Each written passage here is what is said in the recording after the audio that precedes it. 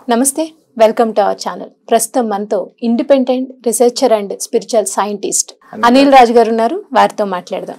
Sir నమస్తే అండి. Sir మీరు అన్నారు కదా నేను కొన్ని వాటిలో రీసెర్చ్ చేశాను అని. మీరు ఏ వాటిలో రీసెర్చ్ చేశారండి? బేసికల్లీ ఇప్పుడు రీసెర్చ్ అనేది కూడా ఎందుకు చేయాల్సి వచ్చిందంటే, మీరు గమనిస్తే చాలా మంది ఎన్నో కోర్సెస్ చేసి ఆ కోర్సెస్ ఎప్పుడైతే కంప్లీట్ అవుతుందో ఆ కోర్స్ లో ఇప్పుడు చాలా మంది ఇన్వెస్ట్ చేస్తారు. అయితే చాలా మంది ఏంటంటే లెర్నింగ్ అనే కాన్సెప్ట్ కంటే ఎక్కువ అర్నింగ్ అనే కాన్సెప్ట్ ఎక్కువ అయిపోయింది.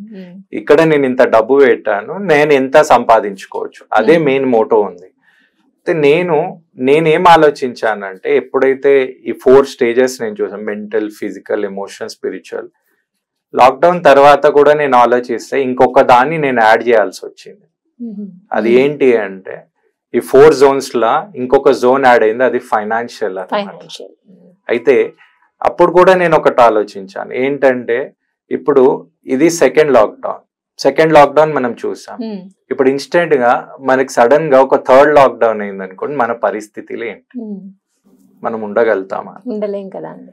అప్పటికే చాలా కష్టాలు, అసలు ఫైనాన్షియల్లీ చాలా సఫర్ అయ్యారు. చాలా మంది ఉద్యోగాలు అన్నిటి మీద ప్రభావం చూపించింది కదా అది. ఇప్పుడు దాని మీద కూడా మనం స్టడీ చేసి ఇప్పుడు ఏంటంటే ఫైనాన్షియల్ గా కూడా సక్సెస్ కావాలి. ఇంకోటి మీరు గమనిస్తే అన్ని ఖర్చులు అనేది పెరుగుతుంది, ఇన్ఫ్లేషన్ అనేది పెరుగుతుంది. అది కొంతమంది గమనిస్తలేరు. అయితే ఒక మిడిల్ క్లాస్ మనిషి ఫ్యూచర్ లో, అంటే ఇప్పుడే స్టార్ట్ అయింది, ఇంకొక 5 years లోపల మీరు గమనిస్తే పర్ మంత్ మీకు 1 lakh rupees అవసరం ఉంటుంది. మీకు 1 lakh వచ్చే ఇన్కమ్ మీ శాలరీ కానీ లేదా బిజినెస్ లో కానీ చేయగలుగుతారా? తక్కువ కదా. అంటే దీనికి కూడా సొల్యూషన్స్ రావాలి అనేది ఆ ఉద్దేశంతో మన రీసెర్చ్ లో మనం అది కూడా ఇంట్రొడ్యూస్ చేస్తున్నాం. దాంతో పాటు మీరు అడిగిన క్వశ్చన్ ఏంటంటే, ఇప్పుడు నేనేం చేస్తానంటే ఫిజికల్ అనే కాన్సెప్ట్ మీద, ఇప్పుడు మా అన్న ఎలా చనిపోయారని ఇప్పుడు నేను పోయి ఒక డాక్టర్ కాలేను, ఎందుకంటే ఎంబీబీఎస్ అవన్నీ మనతో. కానీ మనకు కొన్ని ఆల్టర్నేటివ్ థెరపీస్ అనేది ఉంది. అంటే మనం ఎంబీబీఎస్ కాకపోయినా మనకి ఎన్నో వేరే థెరపీస్ తోని మనం క్యూర్ చేసుకోవచ్చు కొన్ని డిజీజ్లని. ఎలా అంటే ఆక్యుప్రెషర్ కానీ, మ్యాగ్నెటోథెరపీ కానివ్వండి, ఆక్యుపంచర్ కానివ్వండి, సుజోక్ అని కానివ్వండి. అయితే ఇవి ఏంటో తెలుసుకోవాలంటే మనం అవి కూడా నేర్చుకోవాలి. అయితే నేను diploma in acupressure, MD in acupressure, మళ్ళీ సుజోక్, మ్యాగ్నెటోథెరపీ ఇవన్నీ నేర్చుకోవడానికి కూడా నేను ఢిల్లీ, జైపూర్, బెంగళూరు అలా పోయాను. అయితే ఇది ఫిజికల్ కి సంబంధం. అయితే అక్కడ మీరు గమనిస్తే ఫిజికల్ బాడీలో మన ఎనర్జీస్ తోని వాళ్ళు డీల్ చేస్తారు. 5 element థియరీ అనేది ఉంటుంది. ఇప్పుడు మీరు బ్రెయిన్ కి వచ్చేటప్పటికి మీ ఆలోచనలు, అంటే మీకు ఐడియాస్ అనేది బాగుంటాయి. అయితే మీకు దానికి ఏం కావాలంటే మీకు ఎన్ఎల్పి అనేది కావాలి, న్యూరో లింగ్విస్టిక్ ప్రోగ్రామింగ్ అంటారు.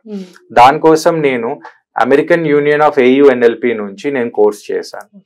దాంతో పాటు ఏంటంటే మీకు సబ్ కాన్షియస్ టెక్నిక్స్ అని, ఇప్పుడు మై బ్రెయిన్ కి సంబంధించింది ఈ మనం ఎన్ఎల్పి అనేది చేస్తే మనం ఎలా ఆలోచించవచ్చు, మైండ్ కి సంబంధించిన బ్రెయిన్ కి సంబంధించిన క్యాల్కులేషన్స్ ఎలా, అంటే దాన్ని ఫాస్ట్ గా ఎలా మనం యూజ్ చేయొచ్చు, లేకపోతే అలా మనం అక్కడ ఆ టెక్నిక్స్ అనేది నేర్చుకోవచ్చు.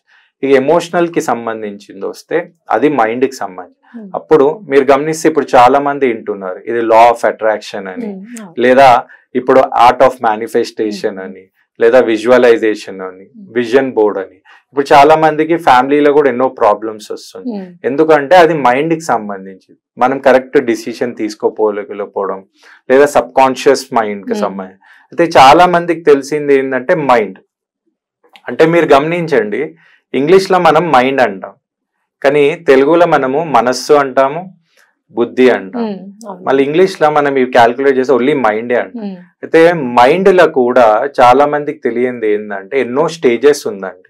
అదేంటంటే మామూలుగా అందరు యూజ్ చేసేవాడు ఏంటంటే మైండ్ మీద, అంటే మైండ్ ఎంటర్ అయ్యే లోపల మనకి కాన్షియస్ మైండ్ అనేది ఉంటుంది.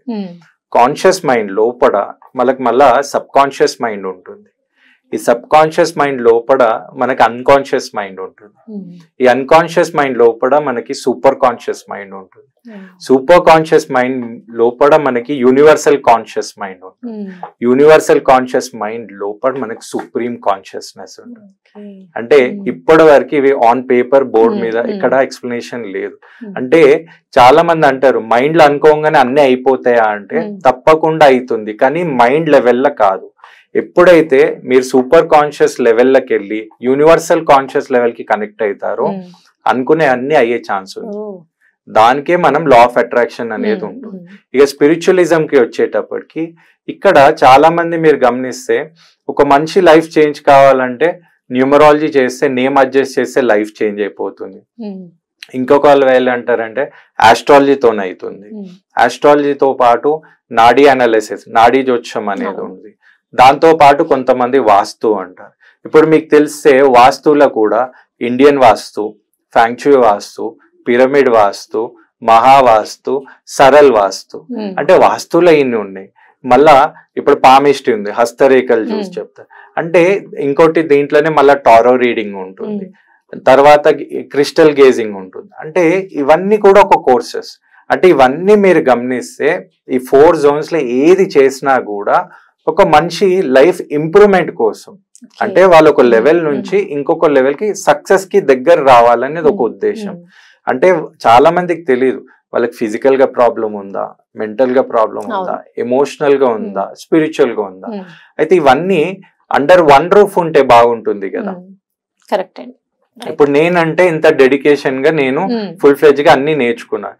ఇప్పుడు నేను ఎవరితో నన్ను సజెస్ట్ చేయను, లేకపోతే వాళ్ళ దగ్గరికి వెళ్ళండి అంటే వాళ్ళు కరెక్ట్ ఇయ్యలేరు అనుకోండి, నాకు ఆ రిజల్ట్ రాకపోవచ్చు. అందుకే నేనేం అనుకున్నా అంటే ఇవన్నీ నేనే నేర్చుకుంటే బాగుంటుంది కదా అని ఆ ఆలోచనతోని ఒక్కో స్టెప్ బై స్టెప్ అన్ని నేర్చుకుంటూ పోతే 21 years లా ఇవన్నీ నేర్చుకోవడం జరిగింది. దేవుని దయ వల్ల 2024 December 5th కి నేను కోర్సెస్ అనేది అన్ని కంప్లీట్ చేశాను. ఆ తర్వాత ఇవన్నీ అందరికి ఎలా యూస్. చాలా థెరపీసే చేశారు మీరు, చాలా గ్రేట్. అసలు 21 years అంత డెడికేషన్తో చేయడం అంటే చిన్న విషయం కాదు. సో థ్యాంక్ యూ అండి.